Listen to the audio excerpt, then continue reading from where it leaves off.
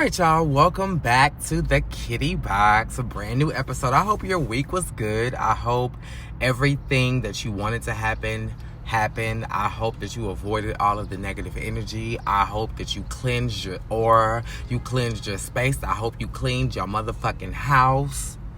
I hope that if you have a tub, because you know they like to put just showers in these new units. I hope if you have a tub, you soaked and let your body just relax, honey. I hope you got in a good period of time to just dedicate to you and watch your favorite show or listen to your favorite album or go to your favorite food spot and just get your favorite meal. Bitch, upsize it. We not getting a medium. We not getting a small, bitch. What's the largest you have?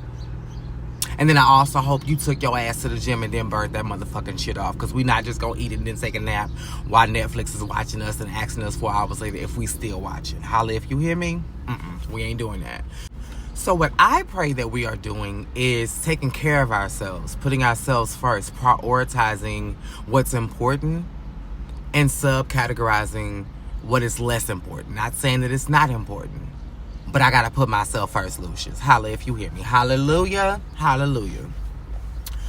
This episode I kind of wanted to just talk about friendships. And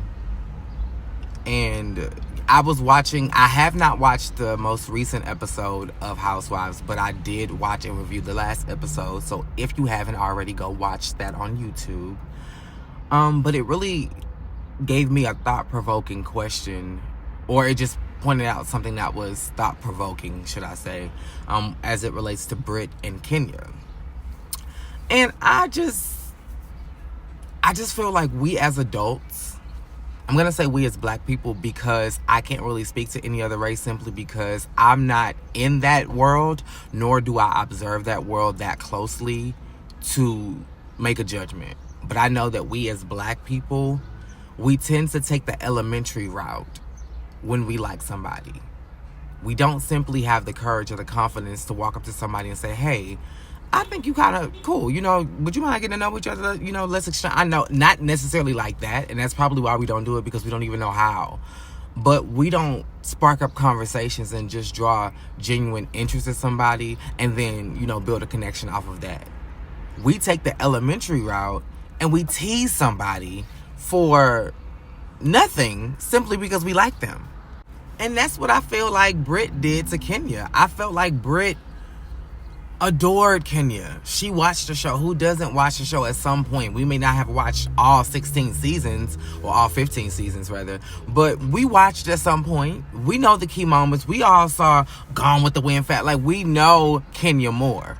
You wanted to like Kenya Moore. You wanted to be friends with Kenya Moore. You probably wanted to be Kenya Moore.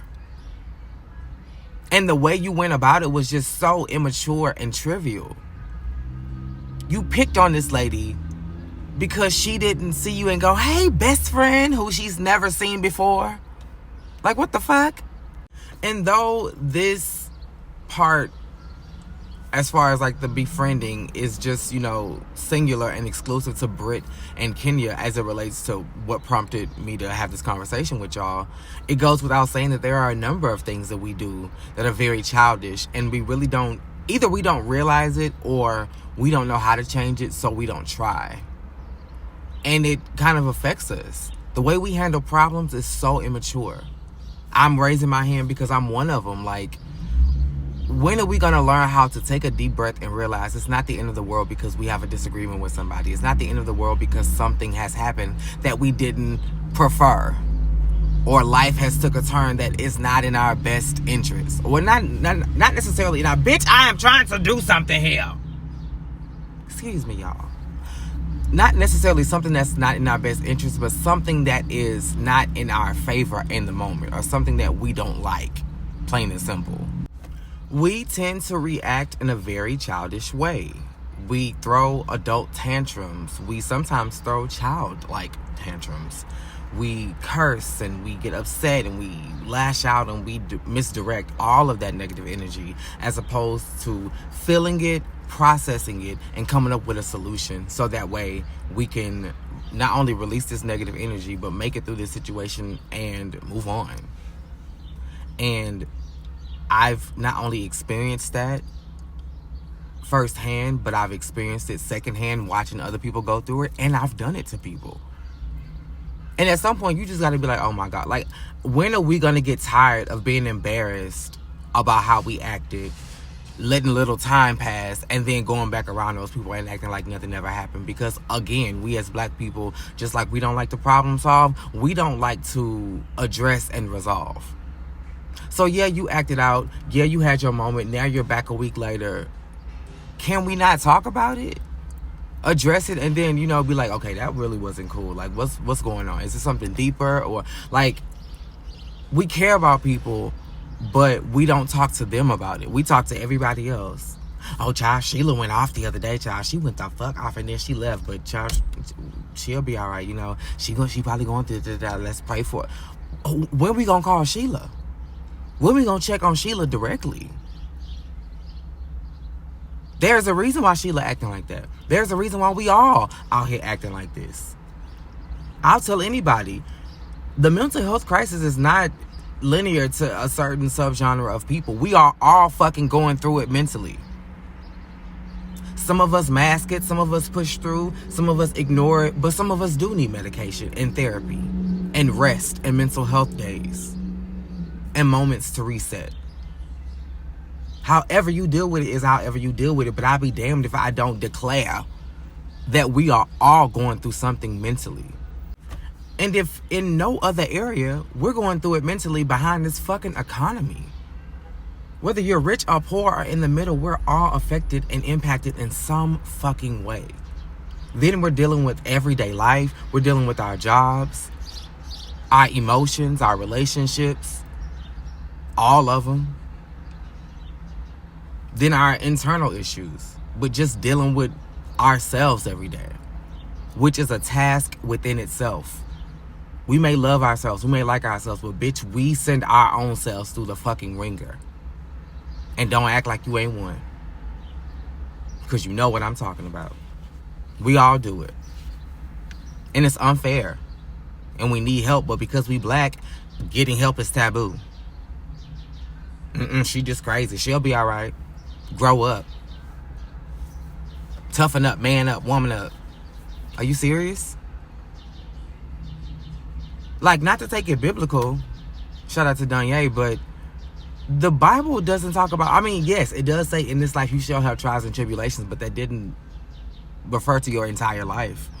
Because Jeremiah 29:11 also says God has a hope and a plan for you. Plans to prosper you and not to harm you. He didn't say just harm you physically with you stubbing your toe. He meant your heart and your spirit and your feelings as well. Prosper is a good thing. Prosperity is a great thing. And his plan is for us to prosper. So we're not supposed to be going through like we're going through. But that don't mean we gotta just be angry about it also. Do something about it, speak up, which we're not doing, and we need to do. But also do the self-work of just saying, trouble don't last always, and I'm going to find a sliver of that window, that pocket, that nugget, that diamond that I was talking about last week. We all got to find that shit. Because if not, you end up circling back like Brit. To some people, you got it all, bitch. And you on Housewives. One of the most popular black shows out right now. You got it all and you're still fucking miserable. How do I know? Because you let the mere presence or the actions or lack thereof of another human affect you so much that it takes you out of character, which causes a domino effect to make them go out of character. And now look, she's not on the show. And all of this is because you genuinely like Kenya and was mad that she wasn't like befriending you as fast as you would have liked. I don't see one scene where you tried to hang out with her, where you tried to go see about her and go to her house. Nothing like come on now. But again, going back to the original thought of like we as black people don't know how to communicate these very simple emotions. So we act out and we throw tantrums and we tease people and we pick at them. because we feel like that's the way to go. When in reality, once you break it down, like arithmetic, like really break it down to a science, do you really, if you were the receiver, think back, has there ever been a time where somebody picked on you, treated you rudely, started shit with you for no reason, and you thought to yourself, that's somebody who I want to make a friend of mine. I like this person. We gonna be friends. Now, I can understand the times where people test your gangster, and once you get them together, boom, then you've earned their respect, and then y'all end up being the best of friends. I understand situations where you see somebody, and from afar, you don't really know them, and you like, that person is a bitch. I'm not gonna like them. And y'all end up being the best of friends. Both have happened to me. And people have assumed that I was a bitch and got to know me, and then we ended up being extremely cool. That's different. But to physically be treated badly on a consistent basis for no reason, when all you've been is pleasant to the other person, I doubt very seriously your outcome is going to be, I like this person, let's be friends. So you have to understand, like, even if you sit up and obsess over her at night, who the fuck sees it? The cameras ain't rolling. Your husband ain't going to say nothing. You can be obsessing over her while you sitting on the toilet and nobody sees you at all. But you need to come to a common ground of, okay, what's my goal here? Do I want to be friends, or do I want to make an enemy out of her? If you want to be friends, what's your method to get there? Because it ain't teasing her and treating her like shit. That ain't it. And we just need to, I'm just using them as an example. We need to really come to a point where we start to analyze our actions and our thought processes, because we getting too old for this shit. We are literally at a place now where we have children, nieces and nephews, random children that go to our church, or children of our friends, just random minors. They don't even have to be children. Minors, young adults looking up to us. Some of which are emulating what we do because they love us and adore us so much. And the example we set is, if shit don't go your way, you set it the fuck off. Even I've joked about it and had y'all rolling. I will flip this whole motherfucking city over. Really? Like, it sounds great. It sounds very confident and big and bad and rah, rah, rah, King Kong beat on your chest. But at the end of the day, what are you really accomplishing? I was talking to somebody the other day, and we were talking about gun violence amongst black people. And I was just voicing how I just don't understand how we got to this place. Maybe it was the music and the entertainment and this, that, and the third, but at the same time, it's like, don't we think for ourselves at any point? And once you break it down and think for yourself, do you realize that the person who you claim don't mean shit to you, and that's why you off them, or you did whatever you did to them to make them not be here anymore, is null and void? Because the fact of the matter is, this person meant so much to you that it angered you so much. Their opinions, their words, their actions meant so much to you that you resulted in taking the actions that you did. And if that's not bad enough, the same person who you thought you was gonna get rid of now haunts you for the rest of your days. Because once justice does her due diligence, bitch, get the fuck out of my way, you cunt. Excuse me, y'all. Once Mother Justice, the Supreme, does her due diligence, then yeah, that person is gonna be the main focus of your life for the rest of your life. And if that's not bad enough, that person then becomes a part of your identity. Yeah, that's this person who did this to that person. That's why you're here. Anytime we bring you up outside in the quote-unquote free world, we checking on you, which would probably ultimately lead to us having a conversation how, man, that's real fucked up. And again, we're talking about you and the person who you wanted to get rid of. Ultimately, like, that is the ultimate curse on top. Bitch, are you dumb? That's the ultimate curse on top of going to prison, is that this person literally is connected to your identity for the remainder of your life. So at the very end of the day, I actually think paying people dust is what works out best. Because going back to the original focal point that prompted this conversation, had Kenya paid Britt dust, we wouldn't find ourselves here. She wouldn't find herself where she is. Girl, I'm not about to make you the focal point of my life. You're not finna live rent-free in my head. I'm not about to give you any energy. That's why you doing what you doing. And that's why you doing the hokey pokey and turning yourself about, because you want a show from me. You want attention from me. And ultimately, you gave her just that. So she can and nanny boo-boo all day long, because you gave her exactly what she was crying out for. And you paid the ultimate price. Let that not be a lesson to all of us. Like, for real. Like, it's time, y'all. It ain't just generational curses and slavery and racism that's keeping us from being our best self. It's not just those things that's holding us back. We gotta keep it real. We dumb ourselves down a lot. We don't apply ourselves a lot. As a culture, we are lazy. And I say as a culture because I'm talking about us as a whole.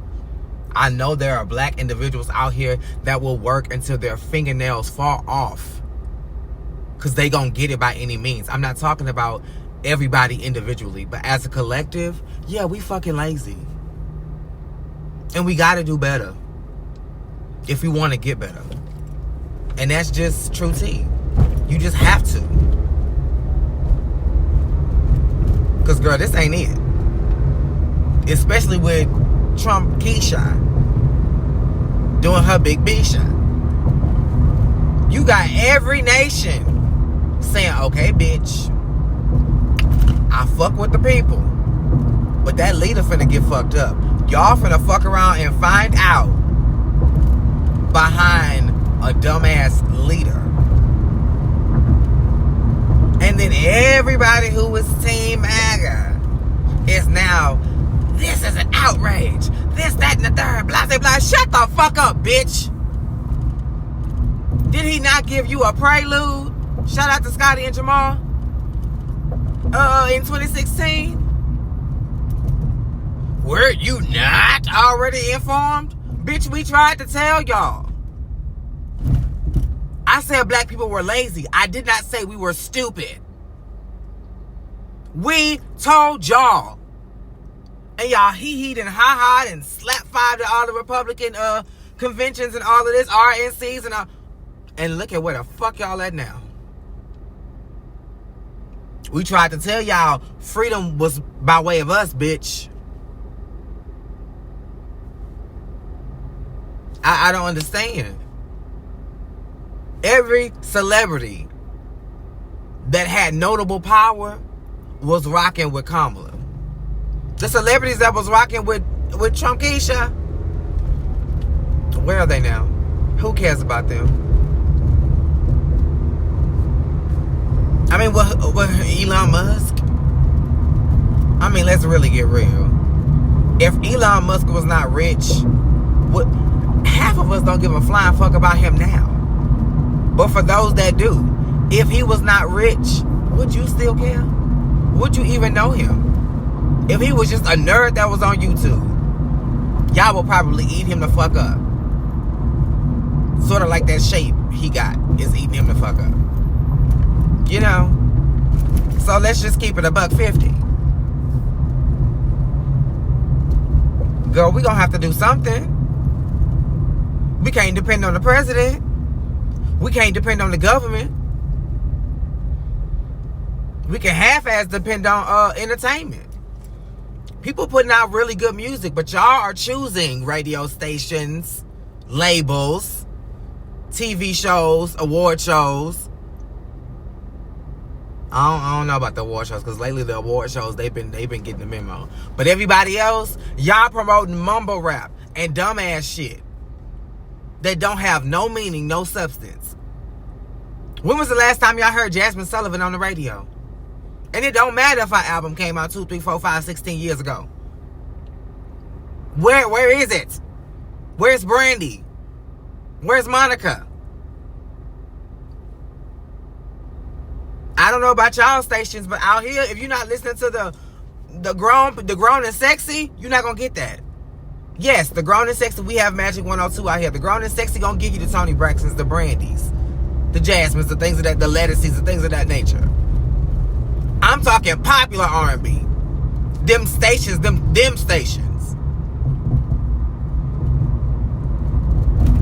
Y'all can't just give me the same Coco Jones song every 15 minutes and call that giving me R&B. No, ma'am. Where's Snow Allegra?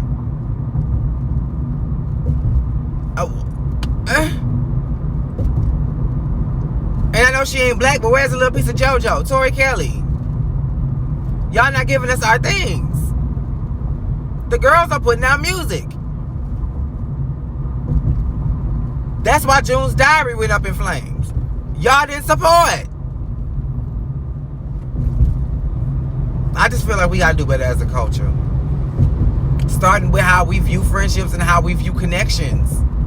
Let's be honest about our feelings. And stop worried about the judgment. It's gonna come at first because it's unfamiliar, and we as black people don't know how to take shit that's unfamiliar. So yes, it's gonna be weird. Yes, they may clown you. Oh well. You was okay with embarrassing yourself with the crash outs. Embarrass yourself with some vulnerability. Because once people start to see that it actually works, them laughs gonna get quieter and quieter. And people are gonna start paying attention. And they gonna wanna start participating. Cause bitch, I was joking on your ass 6 months ago, but now you in peace and I'm living in turmoil. Miserable every day. And you know how to effectively communicate, and your relationships reflect that. You know? So at this point, we just got to be conscious of the things that we're I don't know. It's hard because, bitch, you want to get gangster. And it's hard to change when you've been a certain type of way for so goddamn long. But baby steps. Baby steps. And don't get me wrong. I'm not an advocate for being Sister Mary Clarence or being Sister Mary Joseph. I'm not trying to be no Sister Act. I'm not trying to be no fucking nun. No. Be human. And what I mean by that is I have been in situations where I have... Okay, slow down. This is what I'm saying. If you are serious about changing, pray about it, take it to God, take it to your higher power, and really get intentional about focusing on being a better person. If you do that, when the moments arise where people test your gangster, don't crash out on the first strike. Realize that you're being tested. Realize this is an opportunity for you to show your growth and maturity. Take that opportunity. Be like, you know what? I'm not finna do this with you. Hold out. Now, the I understand part comes in here. If they proceed to keep fucking around, you have no choice but to let them find out. Because, bitch, I warned you. I kept my peace. I tried to restrain. Some people in this world will not stop till they get enough. They will not stop until they get the reaction they want. And unfortunately, those are the same people that as soon as you give them what they want, they go, see, I told you you didn't change. I told you you didn't grow up. I told you. See, look. Well, completely negating the fact that you brought me here. You literally shoved me in the car, locked me in the seatbelt, and drove me to this location. And you mad that I'm here? But, I mean, it's a catch-22, y'all. And this is coming from somebody who want to help y'all, but also needs help. Because I want to be the bigger person and be like, you know what? I'm not going to let you take me there. I'm not going to let people affect me. Because, bitch, I don't care about how you feel. I don't care about what you're saying because it don't matter to me. My bills going to get paid regardless. And if they not, you're not going to make sure they are. But at the same time, it's just like you don't want to be fucking disrespected, ho. You do not want to be disrespected. And you can only take so much. And after a while, it's like, okay, bitch, now damn. You are taking it way too far. Whew. Woosah. Needless to say, it's obvious that we both have work to do. Both you and I. And we gonna walk through this journey together. We gonna have fun. We gonna talk our shit. We gonna vent. But we gonna come out of this thing stronger and better. Because yes, I'm here for entertainment. And yes, I'm here to make you laugh and give you your things. But bitch, if I'm not encouraging you to be better in any way, what value do I bring? Not only to the world, but to your life. You could really be wasting your time doing something else because I'm not beneficial. So girl, let's grow together. Let's get better together. Period. And starting with consistency, bitch. Here comes the second episode. Hallelujah. And I'm putting out my videos. If you haven't seen on YouTube, I need to get more consistent with TikTok. I was on it, but then girl, I stopped being on it, and there's a reason why, but I'm not ready to express that yet. And let that be another lesson. Some things are just for you. And when you're ready to share, but don't let nobody pressure you. But yeah, we gonna get better and we gonna get through this thing. All right. And why is this car so motherfucking? Wait a minute. The car is loud. It doesn't have a bumper, and the driver is driving from the passenger side. What the fuck is going on? I'm in Houston, Texas, by the way. I am not in London. And it's a regular car. It's a Toyota. Oh no. It's a Toyota Marquis. It's a Toyota, but it's not an American Toyota, obviously, because and this bitch got a motherfucking windshield wiper on the back window? Now I'm jealous. Bitch, I want a motherfucking back window wiper. Until next time, I love y'all. Stay kitty. And we will talk later.